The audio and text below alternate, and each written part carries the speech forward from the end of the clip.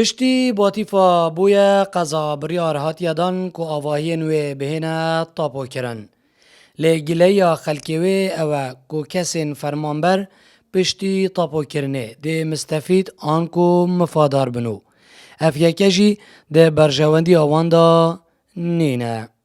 ام برای که بزنی برای کابی تاپوی چوانه کادی بهای چندی به اب عالم دیجی تاپو کت آنجینای تاپو کت بس ام هیوی دارینش حمایت آخوا اب فرمانبر اب پشمرگه مستفید نکت عالم هک فقیره و یا تاپوی اب عالم همینش تاپو کت ریوبر باجروانی جی دته دیار کرن کل قضای باتیفا ده زیدتری جه 200 آواهیان بر به و بریاری کون.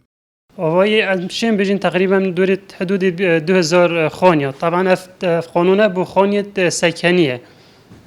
یا سواسات بجد کو خانیه سکنیت آکنجیت دا یعنی اول بتندین تابو کرنه.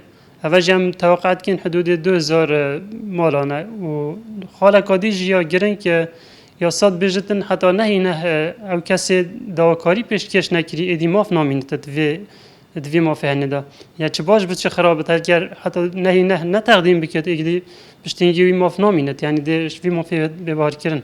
قایم مقام جی بهای تاپوی لباتیفا دته دیار کرن که او جیده به رجع 5 صده بیت.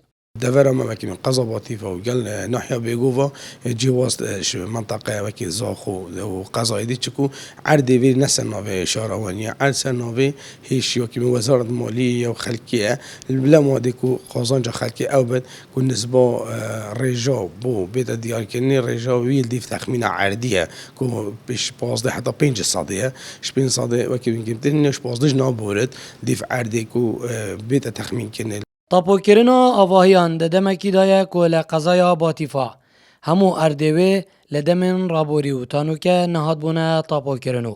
سرارای بهای که کنجای جبو تیچونه لترسا خلکی و اوه جه پارچه این خوین کوپه بهین دان ایدی جه نگرید.